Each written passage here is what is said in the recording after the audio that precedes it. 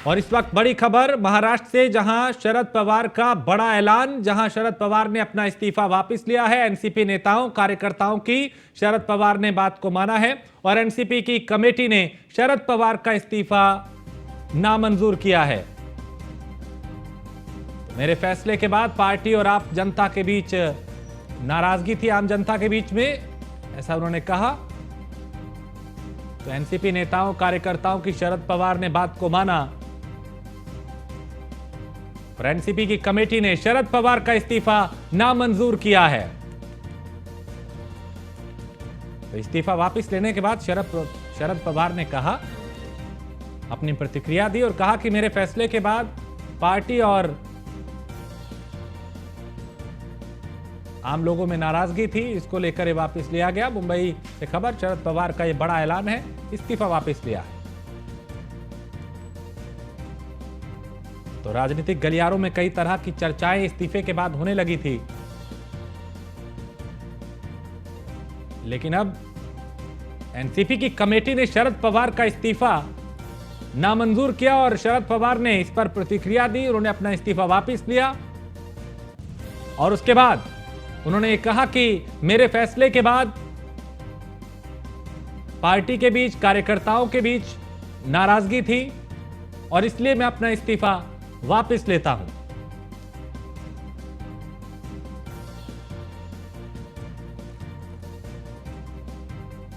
तो शरद पवार के इस्तीफे के बाद सियासी गलियारों में कई तरह की चर्चाएं होने लगी थी, सियासत महाराष्ट्र की गर्मा गई थी और उसके बाद कई तरह की प्रतिक्रियाएं भी सामने आने लगी। लेकिन अब तस्वीर साफ हो चुकी है, इस्तीफा वापस शरद पवार ने ले लिया है और इसके बाद उन्होंने कहा कि मेरे इस्तीफे के फैसले से पार्टी, कार्यकर्ता और आम लोगों में काफी नाराजगी थी और इसलिए मैं अपना इस्तीफा वापस ले रहा हूं।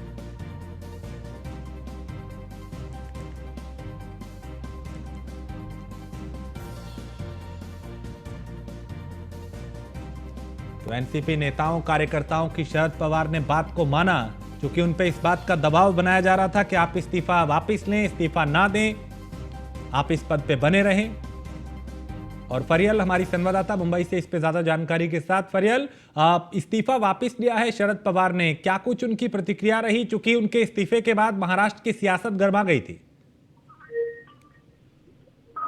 जी बिल्कुल, शरद पवार जी का जो इस्तीफा है, उन्होंने जैसे ही ऐलान किया था कि वो इस्तीफा दे रहे हैं, उसके बाद यहाँ से महाराष्ट्र में बल्कि पूरे देश भर से उन्हें कॉल आए थे। इसके बारे में खुद आज शरद पवार जी ने प्रेस कॉन्फ्रेंस में कहा है। उन्होंने कहा कि जैसे ही मैंने इस्तीफे का ऐलान किया था, न सिर्फ महाराष्ट्र के बल्कि देश भर के नेताओं ने मुझे कॉल किया और उन्होंने सबने मुझसे ये विनती की कि मैंने इस्तीफे का ऐलान किया है वो मैं उसे वापस ले लूँ। इसे देखते हुए मैं किसी को भी मान नहीं तोड़ सकता हूँ, ना मेरे कार्यकर्ताओं का और ना ही देश भर के नेताओं का, जिसने इतने ऐसे वक्त में मेरे लिए वो जो चिंता करे और मेरे साथ खड़े हुए और उन लोग मेरे फैसले का मान रखा। लेकिन उन्होंने मुझे समझाया कि आज जो है देश को आपकी जरूरत है, इस वक्त का इस्तीफा ना दे। इसी को देखते हुए जो है वो आज शरद पवार ने जो है वो इस्तीफे को वापस लेने का ऐलान कर दिया है। फरियल, उनके इन इस्तीफे की वापसी से किस तरह का प्रभाव अब महाराष्ट्र की सियासत में पड़ रहा है? क्योंकि जब उन्होंने इस्तीफा दिया था तब भी कई तरह की प्रतिक्रियाएं आई थी, तब भी सियासी भूचाल एक तरह का महाराष्ट्र की राजनीति में देखा जा रहा था। अब उन्होंने खुद इस बात का ऐलान किया कि उनके इस्तीफे से नाराजगी थी लोगों में, कार्यकर्ताओं में, पार्टी नेताओं में, लिहाजा इस्तीफा वापस ले रहा हूँ। जी बिल्कुल, जब स्टार्टिंग में शरद पवार जी ने जब इस्तीफा दिया तो सभी में एक कार्यकर्ताओं में तो नाराजगी थी और साथ ही साथ जितनी भी देश भर की अपोजिशन पार्टी है, विरोधी दल की पार्टी है, उन सब में एक डर था क्योंकि शरद पवार जी जो है पॉलिटिक्स का चाणक्य कहा जाता है। तो सभी में एक डर था कि आखिर इस वक्त जब भी पूरे देश भर में सारे विरोधी दल पार्टी एक होकर मोदी जी के खिलाफ, बीजेपी के खिलाफ लड़ रहे हैं, तो ऐसे वक्त में शरद पवार जैसे अहम एक राजनेता कैसे पीछे हट सकता है? सबसे पहले तो विरोधी दल की शरद पवार जी ऐसे। ठीक है फरियल, मैं आता हूँ। हमारे साथ एनसीपी नेता ब्रिजमोहन जी हमारे साथ जुड़ गए हैं। ब्रिजमोहन जी, आप न्यूज़ वन इंडिया पे हैं। शरद पवार ने इस्तीफा वापस ले लिया है। उन्होंने कहा था कि काफी दबाव था, लोगों में नाराजगी थी और जो कार्यकर्ता है उनमें काफी नाराजगी थी, लिहाजा वापस ले रहा हूं मैं इस्तीफा। जी तो क्या वजह रही? यही वजह थी कि जो लोगों में, कार्यकर्ताओं में, पार्टी नेताओं में नाराजगी थी, इसी के दबाव के चलते उन्होंने अपना इस्तीफा वापस लिया है, क्योंकि उनके इस्तीफे के बाद महाराष्ट्र की सियासत में काफी उतार चढ़ाव देखे जा रहे थे। ये बात बिल्कुल ठीक है कि आदरणीय शरद पवार जी ने चूंकि ये निर्णय सारे साथियों से सहमति के बाद नहीं लिया था, तो उस दिन उन्होंने जब इसकी घोषणा की और उसके बाद जब सारे लोगों ने इस मुद्दे को उनके सामने रखा, आपने देखा होगा कि जिस समय उन्होंने अपने इस्तीफे की घोषणा की थी कि मैं पार्टी से इस्तीफा देना चाहता हूँ, उसके तत्काल बाद ही हाल में इस प्रकार का माहौल बन गया था। लोग चीख रहे थे, चिल्ला रहे थे और लोग बहुत परेशानी महसूस कर रहे थे, क्योंकि राष्ट्रवादी कांग्रेस पार्टी के गठन के पहले जब नाम तय नहीं हुआ था, उस समय आदरणीय शरद पवार जी ने कहा था कि मैं कांग्रेस से अलग हटके अपनी खुद की एक पार्टी बनाना चाहता हूँ। तो लाखों लोग उनके साथ जुड़े थे, जबकि पार्टी का नाम तय नहीं था, तो लोग शरद पवार जी के साथ जुड़े थे। उस समय अगर राष्ट्रवादी कांग्रेस पार्टी की जगह अगर कोई और नाम होता तो मैं सोचता हूँ लोग उससे भी इतनी प्रेम से और इतनी शक्ति के साथ जुड़ते। और इस भावनाओं को आदरणीय शरद पवार जी ने महसूस किया, क्योंकि उनकी एक बहुत उनकी खूबी है कि वो जितना कठोर निर्णय लेने में जितने कठोर हैं, वो उतने ही अपने साथियों की बात को भी महत्व देते, सम्मान देते हैं। जब सारे लोगों ने इस बात को कहा तो उन्होंने इस बात पे बहुत गंभीरतापूर्वक विचार किया। फिर भी उन्होंने कहा कि नहीं, एक कमेटी बनाते हैं, कमेटी में बैठ के आप सारे लोग तय करिए और फिर जो कमेटी का फैसला होगा मैं उसके अनुरूप निर्णय लूंगा। तो आज उस कमेटी की मीटिंग हुई, कोर कमेटी की मीटिंग हुई थी। कोर कमेटी की मीटिंग में सर्वसम्मति से ये बात तय हुई थी कि आदरणीय शरद पवार जी को इस मौके पे इस्तीफा नहीं देना चाहिए। आज देश में जिस प्रकार से भारतीय जनता पार्टी ने लोकतंत्र को पूरी तौर से बलाए ताक रख दिया है, उसको रोकने के लिए पवार साहब जैसे एक नेता की जरूरत है जो सारे लोगों को साथ लेके चल सके। और यही कारण था कि देश के बड़े बड़े नेताओं ने भी उनको टेलीफोन किया। खाली राष्ट्रवादी कांग्रेस पार्टी के कार्यकर्ता या महाविकास अघाड़ी के लोग ही मांग नहीं कर रहे थे, दूसरे नेताओं ने भी इस मुद्दे पे कहा था उनसे। परंतु जब इतने साथी और इतने सहयोगी लोग बोले तो फिर शरद पवार साहब जैसा व्यक्ति जो अपने साथियों की छोटी छोटी बातों का सम्मान करता हो, उनकी मजबूरी थी कि वो इस मौके पे फिर उन सारे लोगों की ठीक, और शायद इसीलिए उन्होंने अपना इस्तीफा वापस लिया। बहुत शुक्रिया बृजमोहन जी, न्यूज़ वन इंडिया से बात करने के लिए। फरियल, आपका भी बहुत शुक्रिया इस तमाम जानकारी के लिए। दिल्ली के जंतर मंतर पे पहलवानों का धरना प्रदर्शन लगातार 13वें दिन भी जारी रहा और प्रदर्शन कर रहे पहलवानों से मिलने आप नेता अनुराग चड्ढा, दिल्ली कांग्रेस अध्यक्ष अनिल चौधरी और शैलजा कुमारी जंतर मंतर पहुंची। वहीं संयुक्त किसान मोर्चा द्वारा भी डब्ल्यूएफआई के अध्यक्ष बृजभूषण शरण सिंह की गिरफ्तारी की मांग को लेकर राष्ट्रपति को ज्ञापन भेजा गया है। अब रेसलर्स के प्रदर्शन पे हरियाणा के गृह मंत्री अनिल विज की प्रतिक्रिया भी सामने आई है और धरना प्रदर्शन को लगातार राजनीतिक पार्टियों का भी समर्थन मिल रहा है।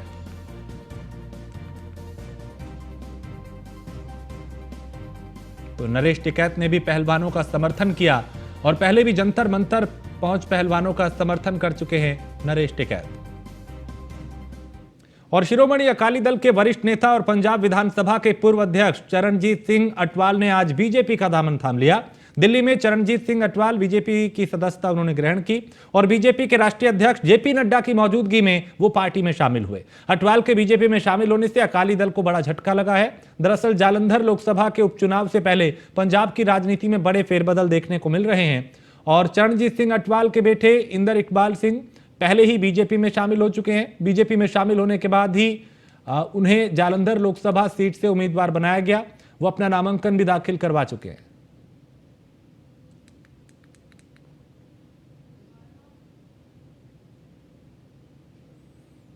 तो लगातार बीजेपी में दूसरे दलों के नेताओं का आने का जो सिलसिला है वो जारी है और अब पंजाब के पूर्व स्पीकर चरणजीत सिंह अटवाल भी बीजेपी में शामिल हो गए। और बीते दिनों दिल्ली की तिहाड़ जेल में गोगी गैंग के 3 गुर्गों ने कुख्यात अपराधी टिल्लू ताजपुरिया की हमला कर उसकी हत्या कर दी थी। अब इस हत्या का एक वीडियो सामने आया है जिसमें तीनों आरोपी लगातार टिल्लू पे वार कर रहे हैं। हालांकि इस दौरान वहां पुलिसकर्मी भी मौजूद होते हैं, लेकिन पुलिसकर्मियों के मना करने के बाद भी आरोपी टिल्लू ताजपुरिया पे एक के बाद एक कई वार करते नजर आते हैं। सोशल मीडिया पे वायरल हो रहे इस वीडियो में देखा जा सकता है कि जब बेसुध टिल्लू को तमिलनाडु पुलिस के जवान लेकर जा रहे थे तब भी उस पर आरोपियों ने फिर से हमला करने की कोशिश की, लेकिन बाद में पुलिस ने आरोपियों को वहां से जेल के अंदर भगा दिया।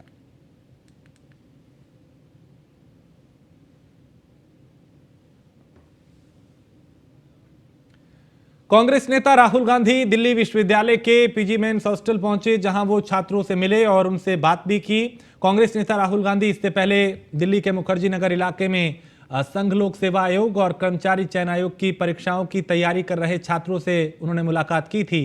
इस दौरान उन्हें मुखर्जी नगर में छात्रों के साथ सड़क किनारे एक कुर्सी पर बैठे देखा गया और उन्होंने उनसे उनकी उम्मीदों और अनुभव के बारे में पूछा, उनसे बात की।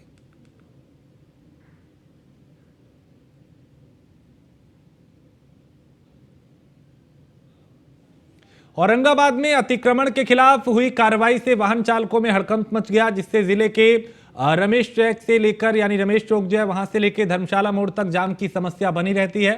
और आज जिला प्रशासन ने जोरदार अभियान चलाया। इस अभियान के विषय में जानकारी देते हुए औरंगाबाद अनुमंडल पदाधिकारी विजयंत कुमार ने बताया कि चलाए गए इस अभियान के तहत सड़क किनारे अतिक्रमण कर रहे जो लोग थे उनको हटाया गया है। वहीं कई 2 पहिया और 4 पहिया वाहनों को भी जब्त किया गया है और लगातार ये अभियान आगे भी जारी रहेगा।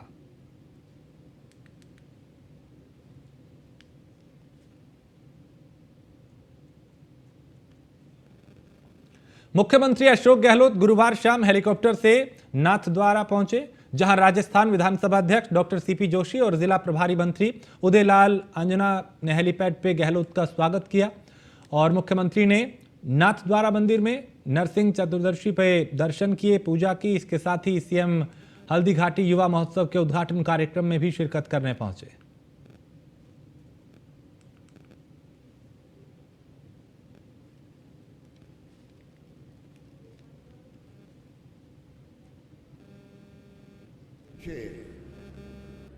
उससे और मेरा विश्वास पक्का हो गया, जो मैंने कहा कि राजस्थान को 2030 तक देश में नंबर 1 राज्य बनाना है। उन छात्रों को देख करके, आज आपके माहौल को देख करके, और अभी सीताराम लामा कह रहे थे 400 बच्चों को भेज चुके हैं भ्रमण के लिए देश के अंदर, और मैंने बजट में 10,000 बच्चों को राष्ट्रीय भ्रमण कराने का घोषणा कर रखी है। तो आप सोच सकते हैं कि आने वाला कल आपका है। और मैं इस मौके पर कहना चाहूँगा आपको, आप में प्रतिभाओं की कमी नहीं है, खाली अवसर मिलने चाहिए। और अवसर सरकार प्रदान करे आपको, ये सुनिश्चित करने की जिम्मेदारी सरकार की होनी चाहिए, मेरी होनी चाहिए। और मैं आपको ये कह सकता हूँ कि उस जिम्मेदारी निभाने में युवाओं के लिए, छात्रों के लिए हमें किसी भी हद तक जाना पड़े तो मैं जाऊँगा, आपके फ्यूचर के लिए, आपके भविष्य के लिए। मैं चाहूँगा कि राजस्थान के युवाओं का भविष्य उज्जवल हो, वो देश के और प्रदेश के कर्णधार बने। आज हमने कॉलेज बहुत खोल दी है, जो 70 साल में पूरी 250 कॉलेज, अभी हमने 5 साल में खोल दी है 303 कॉलेज। अब कल्पना कीजिए, कहाँ 250 कॉलेज 70 साल में, कहाँ 5 साल के लास्ट बजट को मिला करके 303 कॉलेज। और जातीय जनगणना को लेकर चल रहे विवाद पे पटना हाईकोर्ट ने रोक लगा दी है। रोक लग जाने के बाद डिप्टी सीएम तेजस्वी यादव का बड़ा बयान आया। तेजस्वी यादव ने कहा कि ये तो सबको पता है कि जातीय आधारित सर्वे था, जातीय जनगणना नहीं थी। जातीय आधारित सर्वे का मकसद बिहार के गरीबों को फायदा पहुंचाना था, लेकिन बीजेपी ये नहीं चाहती कि गरीबों को लाभ मिले। साथ ही उन्होंने कहा कि लालू प्रसाद यादव, नीतीश कुमार जातीय आधारित सर्वे के लिए प्रतिबद्ध हैं। हमारी सरकार ये काम पूरा करेगी। फिलहाल कोर्ट के डिटेल ऑर्डर का इंतजार है।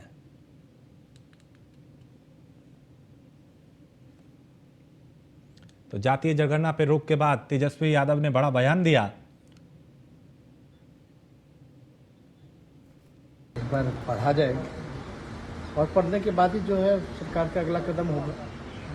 लेकिन एक बात तो स्पष्ट है और सब लोगों को ये पता था कि ये कास्ट बेस्ड सर्वे है, जाति आधारित गणना, ये जाति कास्ट सेंसस नहीं, ये सर्वे था। और ये कोई ना सरकार की अंतिम या पहली सर्वे है, लेकिन सब लोग, हम लोगों की यही चाहत थी आदरणीय लालू जी हों, नीतीश जी हों, या जो हमारी सरकार नीतीश जी के नेतृत्व में बनी है, हम लोग प्रतिबद्ध हैं ये सर्वे कराने के लिए। और ये लोगों के हित के लिए था और जनता की मांग भी थी कि ये सर्वे जो है होना चाहिए। इस सर्वे से फ़ायदा ये होता, हम लोग की जो चाहत थी, हमारी सरकार की जो चाहत थी। और इस खबर पे ज्यादा जानकारी के साथ मनोज कुमार हमारे ब्यूरो चीफ इस पे हमारे साथ जुड़ चुके हैं। मनोज, जातीय जनगणना पे रोक के बाद किस तरह बिहार की सियासत गरमा रही है? देखिए, बिहार की जो अभी जो जातीय जनगणना को लेकर जो चर्चा चल रहा था, इससे काफी मतलब अंदर ही अंदर यदि देखा जाए तो कहीं ना कहीं एक हर जाति को लेकर जातिवाद टाइप का एक महसूस सा हो रहा था।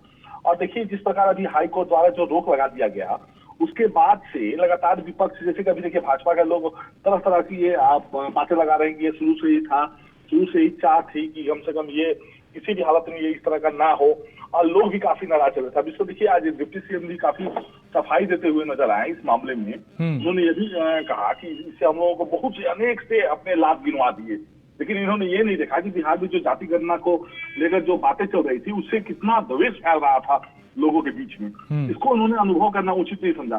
देखिए, बीजेपी का लोगों का यह भी कहना है कि ये महागठबंधन में जिस प्रकार जातीय जनगणना को जो लेकर किया गया था और जातीय जनगणना जिस तरह शुरू कराया गया था, इससे कम से कम एक तो पहले तो सारे जो भी कर्मचारी जो ब्लॉक में या अनुमंडल में बैठते थे, अब उनको भी वो काम में लगा दिया गया था। इससे वो डिस्टर्ब चल रहे थे और साथ ही बहुत तरह के उन्होंने मतलब बहुत सा आरोप आया। देखिए, चुनाव है, चुनाव को लेकर आरोप प्रत्यारोप अभी लगातार चलता रहेगा।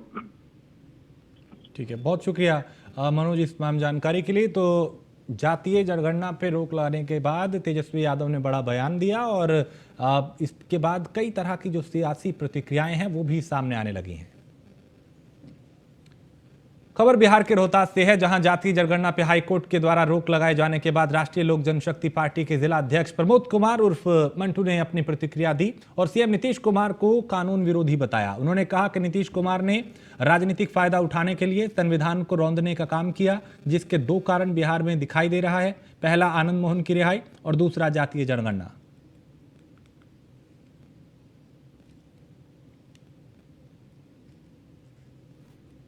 अनंत फनन में इसको राजनीतिक फायदा उठाने के लिए जो कार्य किए थे वो आज खत्म हो गया है। मैं एक सब कहना चाहता हूँ स्पष्ट तौर से कि माननीय नीतीश जी ने रौंदा है। रौंदने का दो कारण स्पष्ट बिहार में दिखाई दे रहा है। एक तो आनंद मोहन जी का प्रकरण है जो संविधान से छेड़छाड़ किया गया, और दूसरा जातीय जनगणना का।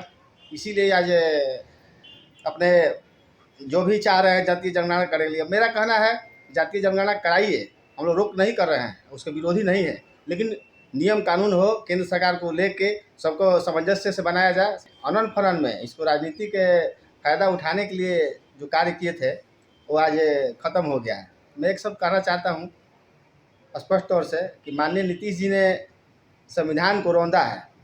रौंदने का दो कारण स्पष्ट बिहार में दिखाई दे रहा है। एक तो आनंद मोहन जी का प्रकरण है जो संविधान से छेड़छाड़ किया गया, और दूसरा जातीय जनगणना का। इसीलिए आज अपने जो भी चाह रहे हैं जातीय जनगणना करने के लिए, मेरा कहना है जातीय जनगणना कराइए, हम लोग रोक नहीं कर रहे हैं, उसके विरोधी नहीं है, लेकिन नियम कानून हो, केंद्र सरकार को लेके सबको सामंजस्य से बनाया जाए। और बिहार बीजेपी के प्रदेश अध्यक्ष सम्राट चौधरी ने नीतीश कुमार पे करारा हमला बोला और कहा कि नीतीश कुमार नहीं चाहते कि बिहार में जातिगत जनगणना हो। नीतीश कुमार की सरकार पूरी तरह फेल है। सरकार अपने फैसले को कोर्ट में साबित नहीं कर पा रही। नीतीश कुमार की आदत ही है पलटी मारने की। ऐसी सरकार को इस्तीफा देना चाहिए। जानबूझकर ये सारे नाटक करवाए। नीतीश कुमार जी नहीं चाहते हैं कि बिहार में जातीय जनगणना हो। नीतीश कुमार की सरकार ने पक्ष सही से नहीं रखा, इसलिए हाईकोर्ट ने रोक लगाया। ये नीतीश कुमार जी की दोष है, जिसके चलते आज पटना उच्च न्यायालय को रोक लगा। और रामनवमी के दौरान हुई सांप्रदायिक हिंसा को लेकर बिहार की सियासत गर्मा गई है। सांप्रदायिक हिंसा को लेकर लगातार विपक्षी नीतीश कुमार को घेरते नजर आ रहे हैं। इस पर जल्द से जल्द कार्रवाई करने की बात कही जा रही है। और अब एक बार फिर से बीजेपी प्रदेश अध्यक्ष सम्राट चौधरी ने रामनवमी हिंसा को लेकर सरकार को घेरा। उन्होंने कहा कि जिस तरह से बिहार के नालंदा में जमकर हिंसा हुई थी, उसके बाद से अब तक 1.25 महीना बीत जाने के बाद भी आधा काम हुआ है, आधी अधूरी कार्रवाई हुई है और आज भी धारा 144 लगी हुई है।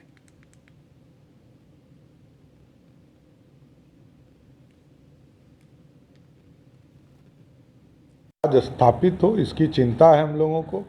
बिहार में कानून का राज नहीं है, ये ज़्यादा चिंता का विषय है। और 1.25 महीने के बाद भी यदि वहाँ 144 की चर्चा है तो ये दुर्भाग्यपूर्ण है।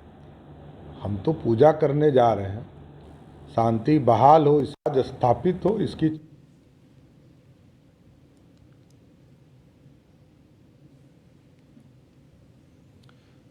और चारधाम यात्रा शुरू हो चुकी है और हेली सेवा की बुकिंग भी जोरों पे चल रही है। इसे देखते हुए साइबर ठग भी एक्टिव हैं। चारधाम यात्रा की हेली सेवा के नाम पे फर्जी वेबसाइट बना के लोगों को ठगा जा रहा है। उत्तराखंड पुलिस की स्पेशल टास्क फोर्स ने हेली सेवा के नाम पे ठगने वाली 15 फर्जी वेबसाइट पकड़ी हैं।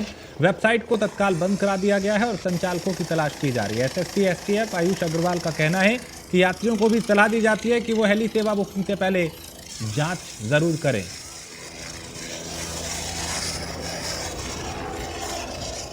केदारनाथ धाम में जो हेली सर्विसेज चलती हैं उसकी बुकिंग को लेकर गत वर्षों में काफ़ी शिकायतें प्राप्त हुई थी कि काफ़ी लोगों के साथ में धोखाधड़ी की गई थी। तो उसी को ध्यान में रखते हुए एसटीएफ के द्वारा इस बार प्रिवेंटिव कार्रवाई की जा रही है, जहां पहले से ही ऐसी वेबसाइट्स की जानकारी करके उनको ब्लॉक कराया जा रहा है, उनको डाउन कराया जा रहा है, जिससे कि जो लोग हैं उनके साथ में किसी प्रकार की धोखाधड़ी ना हो पाए। इसमें अभी तक हमने 15 वेबसाइट्स को चिन्हित करके उनको डाउन करा दिया है। और भी आगे जैसे जैसे वेबसाइट्स हमारी नॉलेज में आएंगी उनको हम तत्काल बंद कराएंगे। केदारनाथ चमोली पुलिस की टीम ने डॉग स्क्वाड के साथ जिले में तलाशी अभियान चलाया। इस दौरान जनपद में आने जाने वाले हर संदिग्ध को जांचा गया, तलाशी ली गई। तलाशी के दौरान एक ड्रग तस्कर को पकड़ा गया, जिसके पास से 2.5 किलो भांग की पत्ती बरामद हुई। आरोपी का नाम सुंदरपुरी है, जो कैथल हरियाणा का रहने वाला बताया जा रहा है।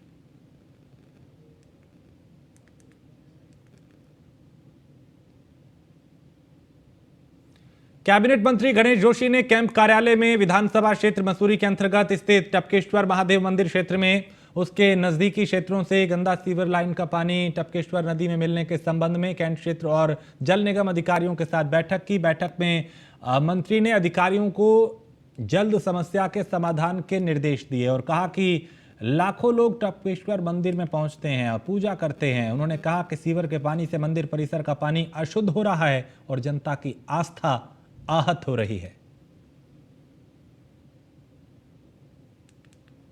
वहां का जो जल है आचमन के योग्य नहीं है। ऊपर से पूरा लोग जितने भी ऊपर इंस्टीट्यूट चल रहे हैं या और ट्रीटमेंट लोगों के प्लांट चल रहे हैं, वो अपने एसटीपी को जब खोलते हैं तो वो पूरा का पूरा सीवर जो है उसमें चले जाता है। आज जैसे ही मुझे सुबह माननीय बहन जी का फोन आया और जैसे मेरी कार्यक्रम की सैली है, मैंने तुरंत जीओसी सवेरिया, सीओ कैंट व जल निगम के अधिकारियों को बुलाया और तुरंत उसका समाधान करने के लिए मैंने कहा है।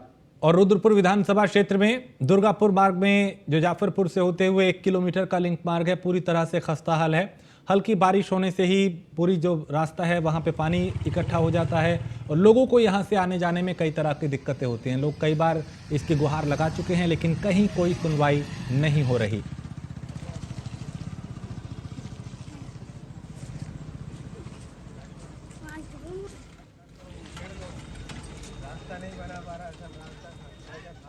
हमारी 1 किलोमीटर की सड़क गड्ढे बन चुके हैं, जिनके अंदर कई एक्सीडेंट हो चुके हैं।